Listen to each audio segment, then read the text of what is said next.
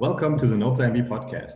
My name is René Weimann, and with me, as always, Joe Esberry and our guest for today's episode, Vincent Golson. What's going on, y'all? How y'all doing today? Oh, man, we're doing great, man. We're doing great. Anytime I see a guy from the 510, a guy like you, a guy from the Bay who's got professional basketball game, I'm doing great today, brother. Trust me. I love to hear it. Yes, sir. Yes, sir. So let's talk about the pro basketball Germany, man. First of all, welcome back. Welcome back to Germany. And really proud of you, man, because it's not easy to do what you're doing. You know, you're getting paid to do what you love to do. You know, you chase down a pro hoop dream. You turn the dream into reality. And so let's get pushing with it, man. So where did it all begin? Did it begin at Mosswood Park in Oaktown when you was a young guy and I was out there flying around, you know, trying to out-dunk Hook Mitchell and the guy Dave Marchdale, the OGs in the game? Where did it all start for you, bro? Yeah, so like everybody knows, it's like a lot of parks and recreation centers in Oakland. Mosswood be one, but that's like on North Oakland. I'm more from East Oakland, so my area was more like Rainbow Park, Tassafarenga, and Brookfield Recreation Center also. So those were like the three ones I grew up in, and it started when I was like, 12, 13. My younger cousins were like start playing AAU at that time. At first, we always playing football, like in the streets and stuff, you know. And then they got attached to basketball. So then I just followed along my younger cousins and stuff. And then it started from there, like age 13. That's beautiful, dog. Beautiful. And then how did it push on from there? Did you do some AAU ball, or was it straight to high school? How did everything go? Yeah, so the recreation center I lived around the corner from was Tassafarenga. We call it Tassa, just shorter. And it was the AAU team there, like a local AAU team called 3D Ballers, and it was like my age group. So I used to go watch them practice and stuff every day, like my whole 8th grade year. And one time my friend Mishan, he ended up like have to leave early, so they only had 9 players. So I ended up playing open gym with them one day, and it went from there. Like I started playing. I didn't get to play that year, but the coach worked me out, like got my handle better and stuff for like the following year. So I started AAU 9th grade summer going to 10th grade. And all of 9th grade, I was playing football. And I wasn't good at football because I started so late. But then after 9th grade year, I went back to basketball. So then I transferred from Oakland High to Skyline. And then my 10th grade year, it was like a struggle getting on the team because like I kind of came late and I had dreads too. So, you know, when you got like long hair, you're perceived differently and stuff like that. For sure. So I think I waited like 3-4 weeks outside of conditioning every day trying to get on the team. I finally got a chance, and my tryout was different than everybody else's. Mine was a left-hand layup and a jump shot. Dead serious. That was my whole tryout. And finally, they looked at my report card, and my stuff was a 3.7 GPA, so they couldn't say anything about me, you know, even though I did have long hair. So I ended up cutting it when I got on the team, though.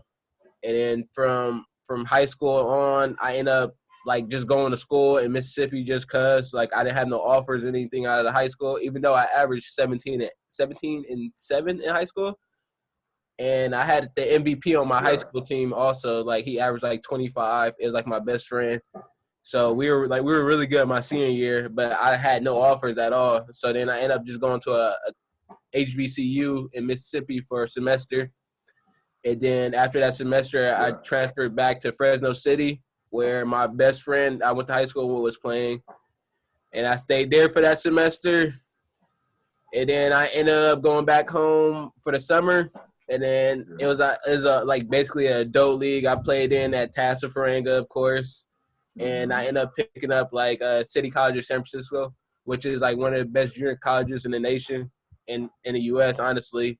That coach, I think in his 16 years of coaching, I think he only lost 43 games or something like that in 16 years. So from City College of San Francisco, I ended up coming to University of San Francisco. Didn't go, but then I ended up at Cal State Dominguez Hills, and I had a cool little career there at the Division II. Yeah. And then I graduated 2017. And then from there, I ended up start working at UPS because I didn't have no more offers like to go overseas or anything like that. So I worked for 2 years, and I almost gave up on basketball. And then my coach one day, I was at work. I worked graveyard shift, so it was like 3:00 in the morning. He hit me like, "Hey, two, you still trying to play basketball?" I'm like, "Sure, why not?" He's like, "All right, just coach." Like, my good friend Ken, his friend was Ken, I want to say our youth coach, where he coach at Gravenborg now. Okay. So he's the reason why I got to Cologne. They end up getting something together with JJ. JJ reached out to me, and from there, Stephen reached out to me, and then after that, it was good. It's a wrap. So, Hey, man, yeah. That's beautiful. That's a wrap. Hey, man, first and foremost, man, congratulations. Beautiful journey, man. Beautiful story. And I know all about CCSF, bro. Back in the days, we were runner-up state champs when I played there, man. And one thing I really love about your game, man, is that, they say big things come in small packages, man. And you're a small guy, but you're strong, man. When you get going downhill, bro, I mean, I love the handle, I love the J in your court vision, but you don't have no problems going in there mixing it up with your bigs. You dig? So I guess you got that from football. You feel me? Yeah, man. Let jump on in here, Renee. Jump on in there, buddy. Yeah, that was an interesting story. And my first question probably is, now you in Germany, right here. You spent the summer in Oakland, or where have you been in summer? So during the COVID break. After I graduated college, like I ended up living in Los Angeles. That's where I went to college in Los Angeles. So I go back and forth from Oakland to Los Angeles. So I spent like half of the summer in LA, half in Oakland. Like I was going back and forth. So I do like a month in Oakland and then do a month in LA. Okay. And when you now came to Germany, like what was probably culturally or from any point of view, what's the biggest difference? What have you encountered? What have you probably like, if someone else is coming here, what would you tell them? I mean, it's a lot different. My first 2 months, you can notice it. You notice in the language, like I want to say, like majority of the Germans I have encountered, they know 2 to 4 languages each. You go to America, probably you only know English most likely. Even the bilingual kids, they probably only understand Spanish but don't speak it because they've been in America so long. I didn't see kids here at the ages of like 5 to 9 catching a train across the city by themselves. Like you don't get to see that in America really because it's a lot of weird things going on. The tradition here is different than the tradition there. Like our tradition is based on a lot of genocide and stuff like Thanksgiving and stuff. Here you got the Christmas markets. You got carnival. Like it's like based on like a little history, and I think that's a big difference for us. Like, so I notice a lot of things here, and it's a lot of things I would want to take for my future too, So. And basketball wise, in terms of how the game is, how the practice is, how everything around the team and everything is. Basketball is more humane here, I would say. It's a real humane. Like it's more giving than receiving here, like when it comes to coaches and your GMs. Like, of course, it depends on what team you go to. But for me, my experience in Cologne was like my GMs and coaches, they make sure I'm good as a person before I'm good as a player, Yeah. So in the U.S., you don't find that often. You might say, like, I'm sick, coach, and they be like, oh, okay, can you play? Like, Here you say you sick, they're gonna be like, all right, well, stay home for the day, let us know how you feel tomorrow, you injured. Can we do something for you? Yeah, can we like it's it's more humane here. So it's a lot tougher in the US. Like, I mean, they both build different situations, of course. But and then the game is different too. Here you learn how to properly run a pick and roll. You learn what shots to take when the defense is doing a certain thing. You know how to slow the game down. You learn how to pick up the pace. There in the U.S., we're more athletic, so we skip steps. So we base our stuff off athleticism most of the time, and I guess that's okay. It shows a different side of basketball. There is I would say in the U.S. it's more like dog mentality players. Like, you know, like when they build off their athleticism, like, of course they're going to feel like, okay, this dude can't score on me, but I can score on him. Here it's more playing the right way, but it's not always fiery, you know? Yeah, for sure. And I don't want to say that in any disrespectful way at all, because I'm learning how to be a Euro point guard right now, so and I like it. It's different than my game from the U.S., you know? Yeah, for sure. And it makes sense because, you know, with your quickness anyway, I mean, you know yourself, you can get your spots easy. You can create off the dribble with no problems. And, you know, no one's going to stay in front of you. But like you say, but to make that transition to be the top level Euro guard, you know what I mean? Boom, you got to create for others, see everything, be the quarterback on the floor and all that, man. So, man, salute you, bro. And shout out to Stephon Beck, man, because he was a great player. And, you know, that's a great program, you know, that you're in. And that shows that's the reason why he cares about those players there. That's, you know what I mean? Because they set that culture up like, hold on, you know, we play ball on a high level, so we're going to take care of our guys so we can get back to where we want to be. So, yeah, man, salute. And that's the thing. JJ and the other coaches like Cutter, they all gave me like summer homework too to do after the season. Like as far as my game, they gave me a lot of like Euro players to watch, like people my size, and like real point guards, like people from like Real Madrid, people in the top league of France, and then a couple of like NBA players like Dennis Schroeder and Tony Parker to watch, like, you know, to mix my game up a little bit. Nice. Well, let me throw this in there for Renee. Renee, Mr. Golson played last season with a guy who me and you both know and love very much, the Bachelor, Dre Mango, and not only the Bachelor, the homie Dre Mango. How was it playing with our guy, man? Because my guy Renee's from Hanover, and he used to ball there back in the days, man. So we love him to death. How was that playing with him? Dre's really cool. I like him. Like he's funny. Like he's relaxed. You know, like when he come in, it's kind of like it's just simple. Like you expect somebody of like that type of player, like to come in and try to get 30 or something like that. You know, like think less of the league all the time. You know, but no, he came in. He's just like, let's make the game simple. We get a stop here and we get an easy layup here. Like, you know, him swinging the ball was really contagious and stuff. Like he'd come in and do like little stuff. Like even off the court, like he came in a couple of times with like new gear, basically, like stuff he hasn't wore, and he's just like, I don't use it, so if y'all want it, here you go, like, you know, and it was just stuff like that, like, you know, like helps the locker room a lot, you know. For sure. So he's a really cool dude. I like him. Celebrity. So look, celebrity bringing y'all that extra gear, you dig? That's the purpose of the game. Yeah, he's really cool. And he's playing this year too, so that's better for us too, you know? Yeah, that's awesome, man. Tell him we said hello. So go ahead, Renee. I know you got some better questions for my man.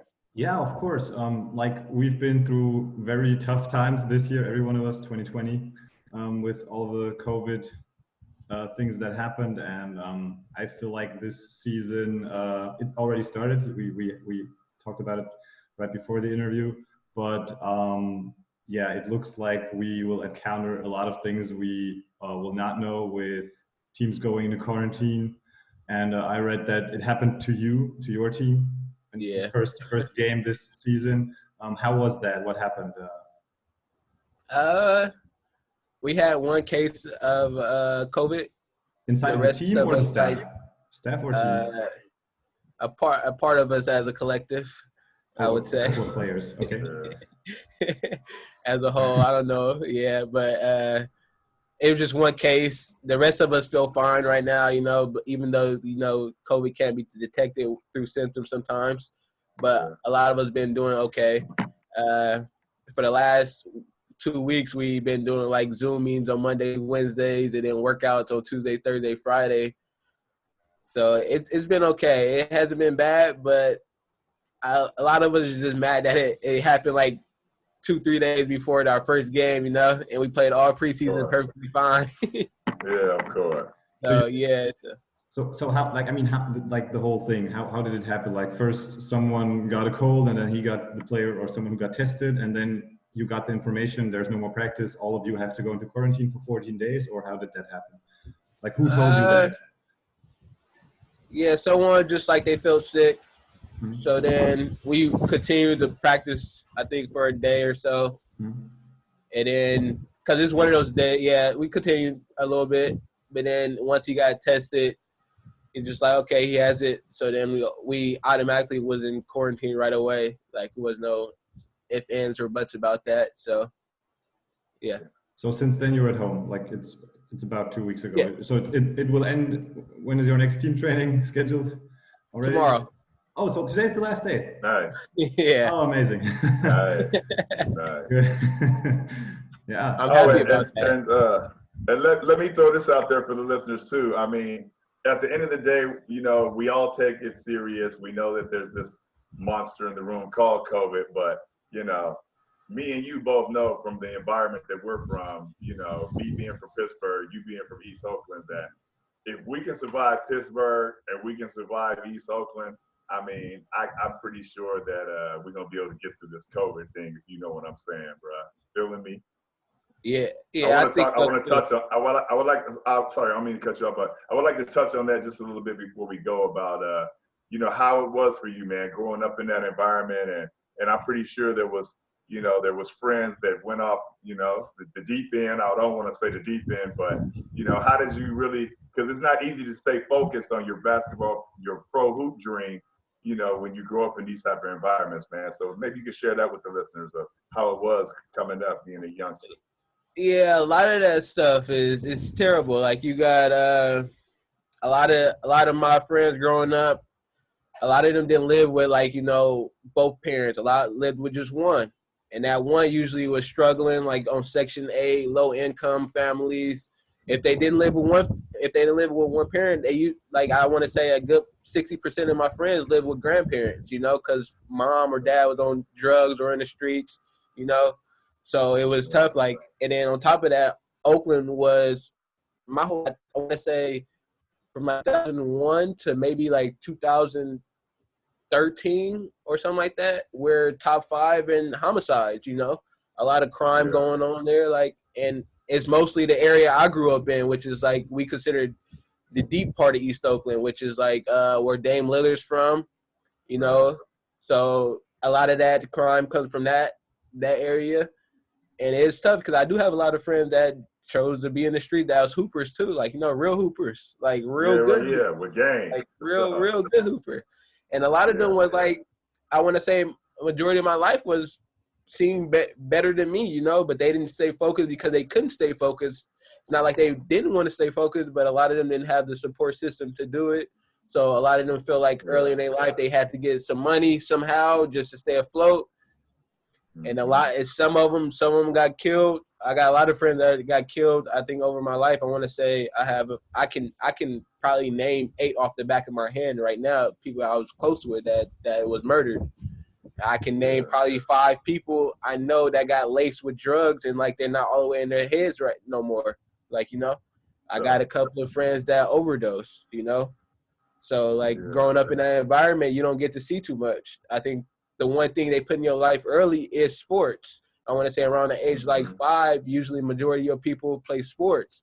And when you play sports, it's like seen as a way out because, you know, that's the one thing that's been there your whole life at least, you know. Like, you know, sports isn't going to leave you anytime soon. So people usually use that as therapy to, like, you know, go on through their life. And I don't think a lot of people understand that when they ask these questions, like, why do you want to play basketball so bad? Like, why do you want to play this sport so bad?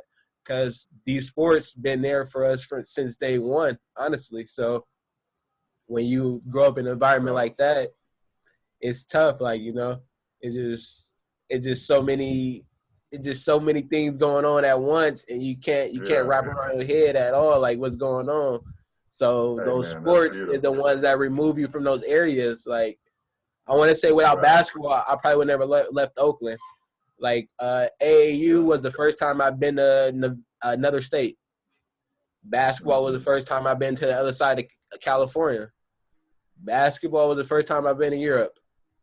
You know, like, I don't think I would have been able to go to those places because I come from a family with not much money at all. So to be over here for basically free, and to see another part of the world and culture that I think I will be able to take for future references in my life, I think it's a good thing and a blessing. That is beautiful, bro. Thank you for sharing that, man. And let me add some things on top of that. At the end of the day, rest in peace to all your loved ones that were murdered, man. Rest in peace to all the homies, man. You know, shout out to your hood, because all those youngsters now, they look up to you. You know, you're their role model, whether you want to be or not. Sometimes I don't want to be a role model, but I am. So I get it. And man, for real, man, I salute you, bro. For you to be able to stay focused and be able to get to your pro basketball hoop dream like that, man, it's just a beautiful thing, bro. So salute you, bro. Salute your hood, and you know you're repping them very well, man. Because you got game. You can put that out there too. I'm gonna keep it clean, like I promised you I would. But I gotta let it also be known that there were a lot of ball players that you did hoop with that did have a lot of game, bro. But the difference is in the separation, bro, is that, man, you're nice. You're super nice. So that's the reason why you over here getting paid to hoop. It's not like you just woke up one day and it was like, okay, hey, Tutu, we finna go hoop. No, you done put in a lot of work. You deserve to be here, dog. Salute. Thank you. Yeah. Anything you want to add to that, Renee, before I start using bad words, okay? Gotta keep it clean, buddy. Keep it clean. No, I'll keep it clean, definitely. Yeah. Yeah, I cannot agree more. It's one of those stories where a lot of people can look up to, and yeah, as Joe said, role model, great situation, and yeah, I wish you all the best for the season. And hopefully, things will go back to how they were before this year, or at least something close to that, and that we can enjoy basketball and have fans inside the facilities and everything. We're all looking forward to that, and yeah, all the best to the rest of the season and everything. And thanks for being here with us. Thank you. I appreciate y'all for having me. Hey, we appreciate you, bro. Keep your blog going too, man. I love your blog, bro. Oh yeah, I'm about to. Bro. I just got one video finished just now, so I'm about to do it now. And then I got a core team vlog I'm dropping next week, so I'm back on track with that. So how can people find you? How can people find you? Like where can they find that? Oh, on my YouTube channel. Mm-hmm. If you type in, what is my YouTube channel? Let me see real quick. Quick second. If I type in Vincent Golson, I will find you, I guess. You'll have to type in Tutu Golson, TWO, and then last name Golson, GOLSON. All right. So everyone who wants to check that out, feel free to check that out. Yeah. I usually go by my nickname, so yeah. Tutu is your nickname? Yeah. Okay, good. All right. Yeah. So everyone should check that out after that if you want to know more about you, or if you want to check out that. So yeah. Cool. Yeah, so I got the vlogs going. Then later on, I'll do like a little short documentary of a little bit about my life and journey. You know. Great. Nice. That's beautiful, bro. Man, shout out East Oakland, shout out West Oakland, shout out Oaktown, shout out the Bay. You dig? Shout out P World, shout out the 510. West up. Let's get it.